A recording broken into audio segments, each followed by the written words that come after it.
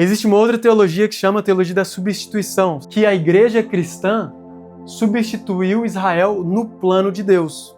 Então, se Deus tem promessas para Israel de ter uma terra, isso aqui significa que Deus está abençoando a igreja, significa que tudo é espiritualizado. O Novo Testamento ele deixa claro que a eleição de Israel como povo físico continua. Eles não podem pegar esse versículo e falar nós somos Israel de Deus e tudo que está escrito em Israel na Bíblia é sobre a igreja. Não é assim que funciona. Pergunto, pois, rejeitou Deus o seu povo? De maneira nenhuma. Então, pessoal, eu acho que vocês estavam, né, na aula de pactos. A aula de pactos, eu falei sobre todos os pactos que Deus fez com Noé, com Abraão, pactos que ele fez com a humanidade e com pessoas. A gente mencionou ali o pacto que ele fez com Davi, vários pactos que aconteceram ao longo da história. E a gente tem que entender para essa aula que quando os escritos apostólicos, né, falam sobre a lei ela é muito equivalente ao pacto de Moisés. Ele está falando da aliança com Moisés. Então, quando ele fala do pacto, ele vai falar depois do novo pacto. Ele está falando da nova aliança, né? E comumente conhecido como a antiga aliança, que seria o pacto que ele fez com Moisés, com o povo de Israel. Esse é o pacto mais conhecido para Israel, que formou a nação de Israel, e é isso que o Novo Testamento fala. Apesar de que houveram promessas de Deus e houveram pactos feitos, né, com Noé, foi um pacto, houve sacrifício, né, tudo mais. A promessa de Deus para Abraão foi um pacto selado, com sangue, só que é conhecido como o pacto de Moisés e com Israel. Um pacto não substitui o outro. A gente vai ver isso nessa aula. Vamos ver. Então é isso, o pacto, quando a palavra fala, é o pacto do Monte Sinai ou o pacto de Moisés. É isso que a gente vai entender. Existe uma teologia, a gente vai ver algumas teologias e por que elas estão erradas em algumas crenças delas. Existe uma teologia que ela chama dupla aliança. A gente às vezes não conhece muito bem por nome, mas depois eu vou explicar onde que essa teologia pode ser encontrada hoje. Essa teologia ela também pode ser chamada de teologia das duas alianças, e basicamente eles acreditam que a lei é para os judeus e eles podem ser salvos cumprindo a lei. E depois Jesus veio e ele, no sangue dele, fez uma aliança com as nações, com os gentios. O pessoal dessa teologia, o que eles acreditam? Que a lei, o pacto com Jesus, com Yeshua, ele é bom. E se o judeu acredita nesse pacto, é muito bom que ele faz isso, né? Porque Jesus ele é o Filho de Deus, ele é o Salvador, ele nos salva, né? Só que o judeu que não acredita, não está no pacto com Yeshua, ele pode ser salvo cumprindo a lei que Deus deu para ele. Então, isso basicamente existem duas alianças que são válidas e que elas continuam existindo hoje em dia, elas continuam trazendo salvação, vamos dizer assim. Então existe, né, essas duas alianças e nós sabemos, na verdade, que a salvação ela vem pela fé somente em Yeshua, tanto para judeu como para gentio. A gente vai ver um pouquinho mais sobre isso. Essa teologia, na verdade, ela ganhou força no século XX, depois da Segunda Guerra Mundial, e ela vem junto também, a gente vai ver mais para frente, que chama dispensacionalismo. Eu vou explicar um pouquinho sobre isso. Mas tem várias igrejas hoje que acreditam nisso, né? Muitas das vezes as igrejas, né, Assembleia de Deus e várias igrejas pentecostais, que podem acreditar, não necessariamente, eles não acreditam na dupla aliança necessariamente. Me expressei errado. Eles acreditam no dispensacionalismo, que Deus lida com as pessoas em dispensações diferentes. Eu vou explicar isso depois. Existe também essa teologia da dupla aliança. Me expressei errado, ela não é necessariamente a teologia do dispensacionalismo da Assembleia de Deus. Me expressei errado, perdão. Vou explicar mais para frente sobre a outra. Que aí tem algumas pessoas, né, teólogos, eu não vou mencionar agora, mas que eles... O que há de mais errado nessa teologia é que a fé em Jesus não é necessária para a salvação do judeu. O judeu, ele recebeu a lei de Deus, ele sempre foi salvo pela lei, então por que ele não pode ser salvo pela lei agora? Se ele acreditar, se ele cumprir, qual que é o problema com isso? E a gente vê em Hebreus 8:13, A gente viu isso na aula de pactos, só que de forma bem rápida. A gente viu com mais profundidade sobre o novo pacto, a nova aliança. Eu não vou entrar em tanto detalhe, mas Hebreus 8:13 fala: dizendo nova aliança ou novo pacto, envelheceu a primeira. Ora, o que foi tornado velho e se envelhece, perto está de acabar. A gente tem que entender nesse versículo, olha só que interessante, o templo e sacrifícios de animais e tudo isso, eles estavam em vigor, eles existiam, eles aconteciam na época que isso aqui foi escrito. Então os discípulos, eles iam para o templo. Os discípulos, se necessário, eles ofereciam ofertas de louvor, né? Eles não ofereciam oferta para perdão de pecados, provavelmente, nós não sabemos da Bíblia como é que era, mas a gente tem um exemplo de Paulo que vai, Pedro fala com ele, ó, eles estão falando que você está ensinando contra a lei de Moisés. Vai lá para o templo e oferece com essas pessoas que estão terminando o voto dela, esses 4 homens. Vai lá e mostra para eles que você não é contra, você não está ensinando os judeus a não guardarem a lei de Moisés. Paulo vai lá com eles e oferece. Provavelmente era um voto de Nazireu, eles estavam terminando, tinham que fazer uma purificação e tudo mais. Só que basicamente ele está falando, o que... sacrifício, ele foi lá e ofereceu sacrifício, pombas, alguma coisa, nem que seja cereais, ele ofereceu algum sacrifício no templo. O templo ele ainda existia na época dos discípulos, dos 12 apóstolos. E aí, depois, no ano 70, alguns apóstolos viram o templo ser destruído, né? Eles viveram, por exemplo, João viveu ali até os anos 90, né, do primeiro século. Mas aqui ele fala, aquilo que se envelhece, perto está de acabar. E aí depois, em Hebreus 7:12, ele também diz assim, porque mudando o sacerdócio, necessariamente se faz também mudança da lei. Então se você for ler Hebreus 7, 8, 9, você vai ver muito claro que ele fala sobre Yeshua, ele é o sumo sacerdote. Se nós estivéssemos no pacto de Moisés, Yeshua não seria sumo sacerdote, porque ele não é da tribo de Levi. O pacto de Moisés é o quê? Existe só uma tribo que são sacerdotes, o sumo sacerdote ele é só daquela tribo. No novo pacto, nós vamos ver a relação entre um e outro, se um substitui o outro ou não, como é que funciona isso.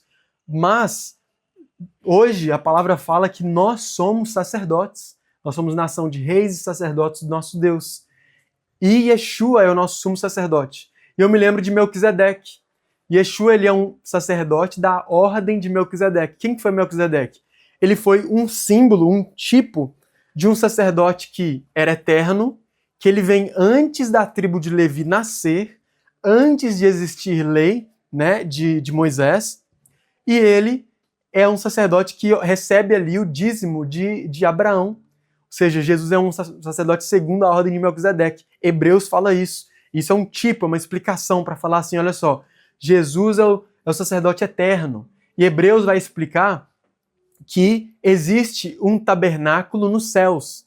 O tabernáculo terreno ele foi feito de acordo com um projeto que Moisés viu daquele que existe no céu. E aí a palavra vem e explica sobre Jesus, né? Ele entrou ali nesse tabernáculo, que é a presença de Deus, ele se assenta ao lado direito do Pai e tudo mais, só que basicamente ele vive para interceder por nós.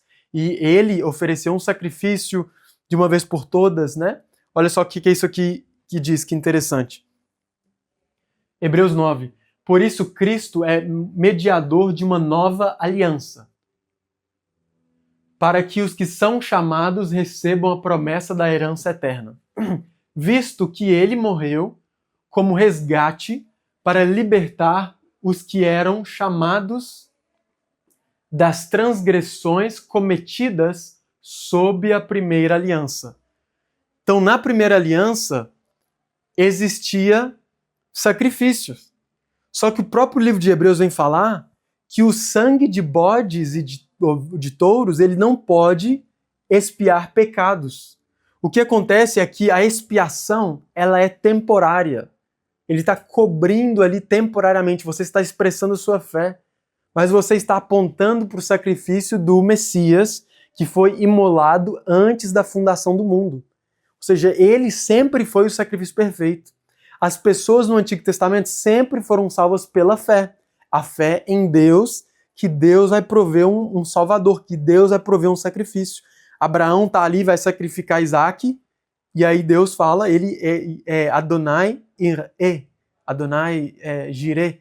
Ele é aquele que vê, mas na verdade significa ele é o provedor, porque ele proveu a ovelha, representando que ele proveria o filho dele. Abraão não precisava dar o filho dele, mas... Então aqui, olha só, os pecados que foram cometidos sob a primeira aliança, eles são perdoados naqueles que tiveram fé, como Davi, como Abraão, como Moisés, como tantos outros. Olha só que interessante, Jó, ele ofereceu sacrifícios para perdão de pecados para os filhos dele. E Jó viveu antes da lei de Moisés. Ou seja, o sacrifício sempre existiu, é um princípio. Todos eles apontavam para a vinda do Messias, para uma fé em Deus que ele é quem perdoa.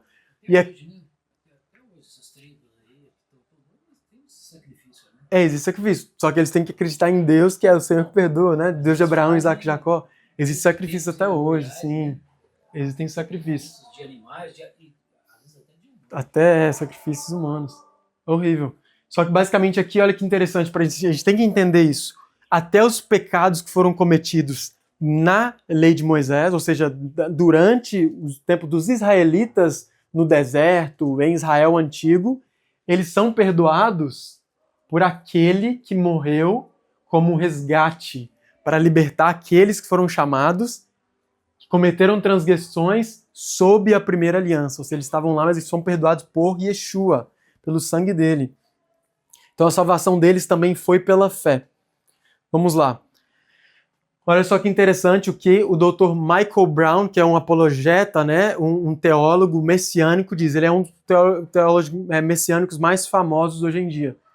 A antiga aliança não pode salvar. Há somente um mediador entre Deus e os homens, Yeshua, o Messias. A ideia de que os judeus podem ser salvos fora da fé em Jesus é um erro perigoso. Paulo deixa isso claro. O evangelho é primeiro para o judeu e depois para o grego, né, que ele fala, ali em Romanos 1. Porque é o único caminho de salvação. Depois ele diz também, Romanos 11 mostra a fidelidade de Deus a Israel e seu plano de salvá-los. Não que eles já estejam salvos à parte de Yeshua. E a gente vai ver um pouco sobre esse plano de Deus para salvar o povo que ele escolheu. Israel é o povo da promessa. E Deus tem planos, né, para Israel como nação, grupo étnico. Mas aqui ele deixa bem claro, o evangelho é primeiro para o judeu e depois para o grego. Ou seja, o judeu ele é o primeiro que precisa do evangelho. Porque ele é o primeiro que viu que com a lei, né, ele não consegue ser salvo. A lei mostra o pecado dele. É isso que Romanos vem explicar. Nós precisamos entender Jeremias 31. Ele fala ali, eis que naqueles dias eu farei um novo pacto com a casa de Israel e com a casa de Judá. Eu vou escrever minhas leis nos corações deles. A lei, então, a primeira coisa que a gente precisa entender nessa aula, para a gente ir formando o que a Bíblia fala, né? Eu ia falar a nossa teologia, só que não gosto de usar esse termo porque é a teologia, é o que a Bíblia fala. Ela fala o quê? Que o novo pacto, a nova aliança, ela foi feita com a casa de Israel e com a casa de Judá. Ou seja, foi feito com os israelitas, é para o judeu primeiro. O evangelho é primeiro para o judeu, depois para o grego. E depois, o que acontece com as nações, com os gentios? Se o pacto foi feito com o povo, né, de Israel. A gente vai ver sobre isso mais para frente. Mas basicamente eu estou desmistificando essa teologia de duas alianças. Essa teologia não é verdadeira. Que existe uma aliança com o povo judeu, que é a lei de Moisés, eles se salvam pela lei de Moisés, e uma nova aliança para os gentios, para o resto. Nós não temos uma segunda aliança, assim como o Hebreus fala, porque a gente quer, a gente não quer cumprir os mandamentos, a gente quer ter uma segunda aliança. Não, a gente tem uma segunda aliança porque Deus proveu uma segunda aliança no lugar da primeira. Ele providenciou. É ele que fez isso. Ele teve um pacto, e eu vou explicar mais sobre isso. Então, o novo pacto, ali em Jeremias 31, ele continua falando, eu vou pôr minha lei no coração deles, e não ensinará ninguém ao seu próximo. Versículo 32.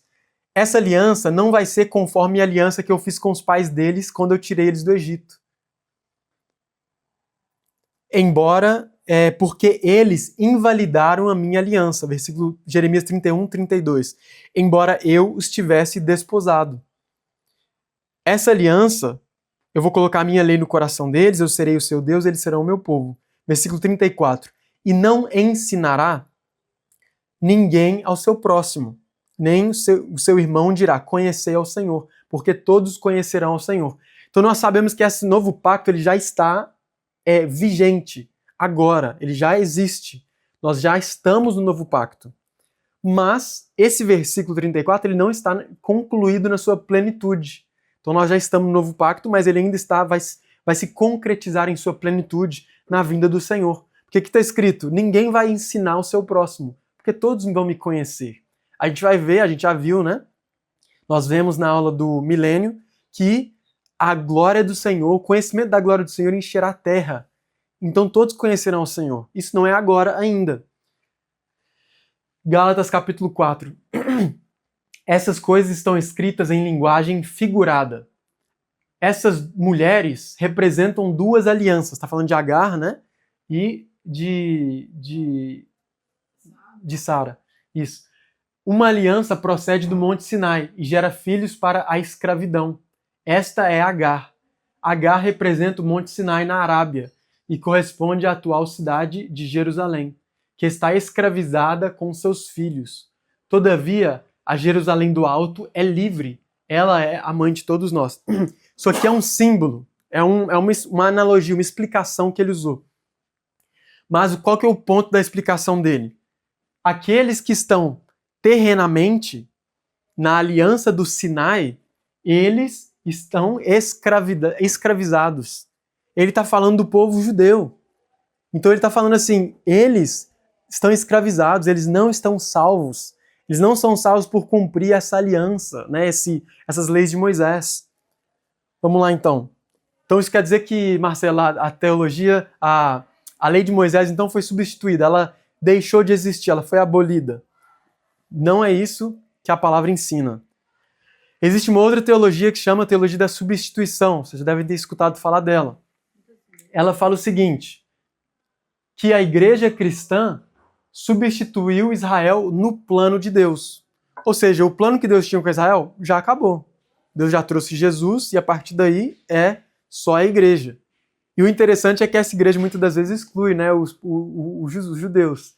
Ele simplesmente é a igreja dos gentios, porque os judeus rejeitaram o Senhor. E ela também acredita que as promessas para Israel se cumprem na igreja de forma espiritual.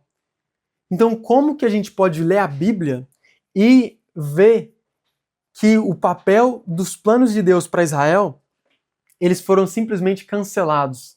Eles foram reinventados de forma a falar, tipo assim, por exemplo, Deus tem uma promessa para Israel, para que Israel fique à vontade.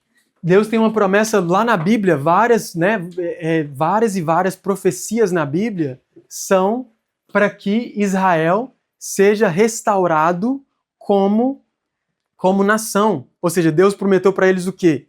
Um povo, prometeu para eles uma terra, prometeu para eles um Messias, que é uma bênção para todas as nações.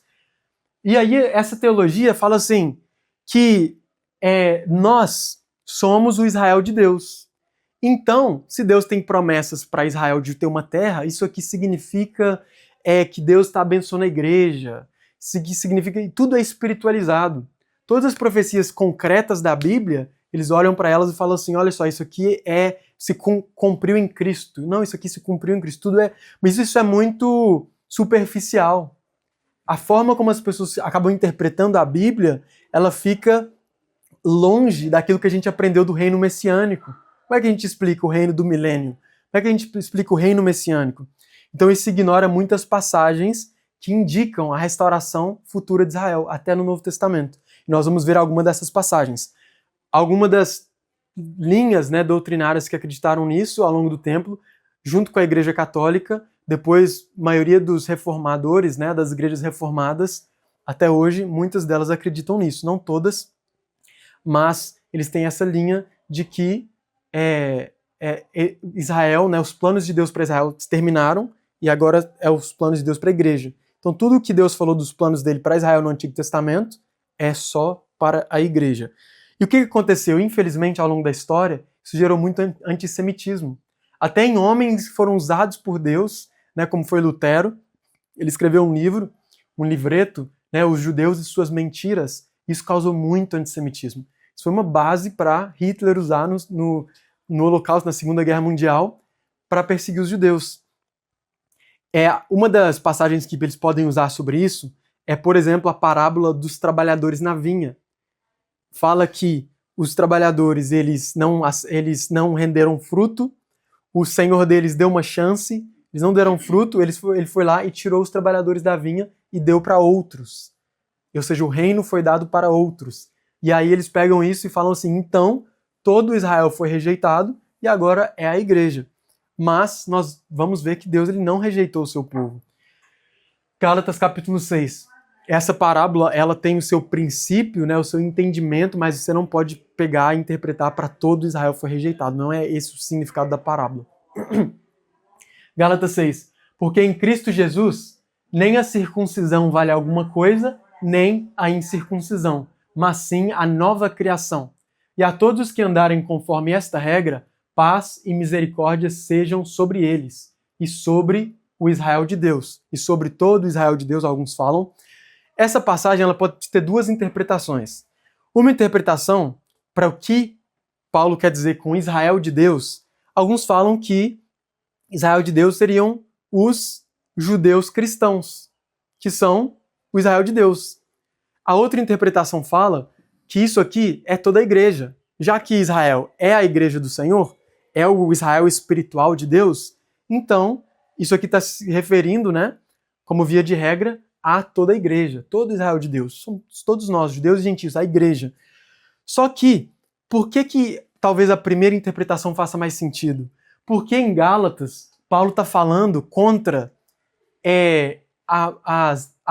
o entendimento de que muitos judeus, até mesmo que acreditavam em Jesus, eles estavam tentando convencer as pessoas de que eles tinham que cumprir a lei, circuncidar e fazer tudo isso para serem salvos. Então Paulo, na epístola de Gálatas, ele está combatendo essa mentira. Então a perspectiva em Paulo, no capítulo 6, finalizando a epístola, a carta aos Gálatas, ele está falando assim, pessoal, aqueles que entendem, todos aqueles que andam conforme essa regra, paz e misericórdia sejam com eles. Mas também com todo o Israel de Deus. Todo o Israel que acredita em Deus. Paz seja com eles também. Só que basicamente ele está fazendo uma diferença entre todos os cristãos que acreditam no que eu estou falando e com todo o Israel de Deus, aqueles que que acreditam no Senhor. No versículo anterior ele acabou de falar de circuncisão e incircuncisão. Ou seja, ele está falando, ele tá se referindo no contexto a judeus e a não-judeus fisicamente. Aqueles que não são da tribo de Judá, não são israelitas. Ele está falando, então, paz seja com todos os que entendem isso e sobre todo Israel de Deus. Mas, entretanto, mesmo que o entendimento seja que Israel de Deus é toda a igreja, tudo bem. Isso não significa, independente da interpretação, o Novo Testamento ele deixa claro que a eleição de Israel como povo físico continua. Eles não podem pegar esse versículo e falar nós somos Israel de Deus e tudo que está escrito Israel na Bíblia é sobre a igreja. Não é assim que funciona. A Bíblia ela tem um contexto, ela tem uma história. Gálatas capítulo 3, 29 diz: E se sois de Cristo, então sois descendência de Abraão, herdeiros segundo a promessa. Então nós vemos que quando ele fala aqui sobre as pessoas que são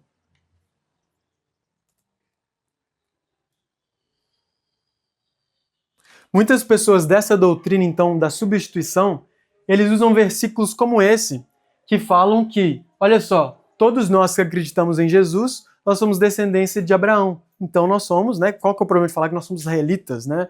O novo Israel de Deus, qual é o problema? Só que nós não podemos entender esse versículo como se não existisse diferença entre povos, grupos étnicos, entre povos, entre nações.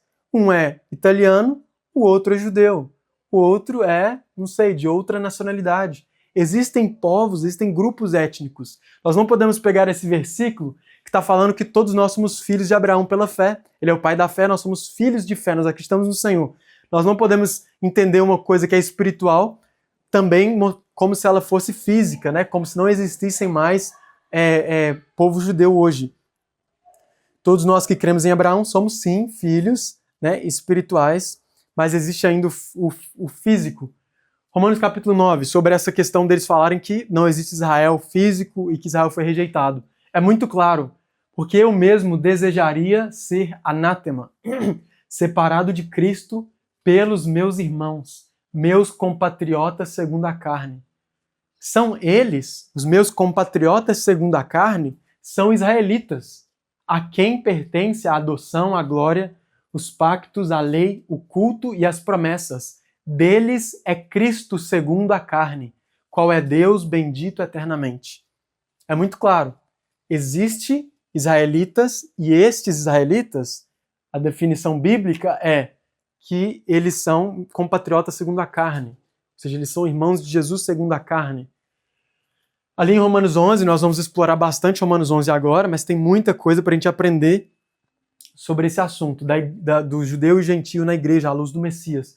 Pergunto, pois, rejeitou Deus o seu povo? De maneira nenhuma. Também eu sou israelita, da descendência de Abraão, da tribo de Benjamim. Deus não rejeitou o seu povo, ao qual de antemão conheceu.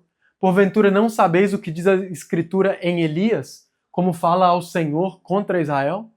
Senhor, perseguiram os teus profetas, derribaram os teus altares e só eu fiquei, e procuro a minha alma. Mas o que lhe diz a resposta de Deus? Tenho deixado para mim 7.000 homens, os quais não dobraram o joelho diante de Baal, e não beijaram a ele a boca. Assim também, neste tempo, existe um remanescente segundo a eleição da graça. Todo Romanos 9 a 11 está falando da eleição de Deus que é soberana, mas especificamente que Deus escolheu Israel. Ele está falando sobre isso. Deus escolheu Israel para que eles fossem salvos e os outros povos não? Não, Deus escolheu Israel para que eles fossem luz para as nações. Para que Israel tivesse um papel. Israel, eles têm um chamado, eles têm um propósito de ser luz para as nações. Então, quando Paulo escreveu isso aqui, existia Israel, assim como na época de Elias, né, existia um remanescente que não se dobrou, que confiou no Senhor, que não foram confundidos pela vinda do Messias. Na época de Paulo, assim como ao longo da história até hoje, existe um remanescente israelita, judeu, que acredita no Senhor Jesus. Isso que Paulo está falando. E essa é a eleição do Senhor. Por quê? Porque Deus teve uma promessa para Abraão. Então, por mais que várias pessoas e nações tentaram destruir o povo de Israel, Deus trouxe o Messias, ele trouxe Jesus através do povo de Israel. E ele tem uma promessa para esse povo de Israel, nós vamos ver aqui uma dessas promessas. Então ele mantém esse povo, ele tem um remanescente, ele se revela a eles, ele os atrai, né, com a sua presença e ele tem um remanescente, pessoas que acreditam no Senhor. Então existiam na época de Paulo judeus que não se renderam às filosofias gregas e à religiosidade, mas reconheceram Jesus como Salvador, como também hoje existem, vão continuar existindo. Fala meu amigo, minha amiga, é um prazer enorme ter você aqui assistindo o nosso vídeo. Eu espero que você esteja sendo edificado. Se você quiser receber o PDF com o material sobre a aula, tem um link aqui logo na descrição. É só você colocar ali suas informações e nós vamos enviar para o seu WhatsApp. Um abraço.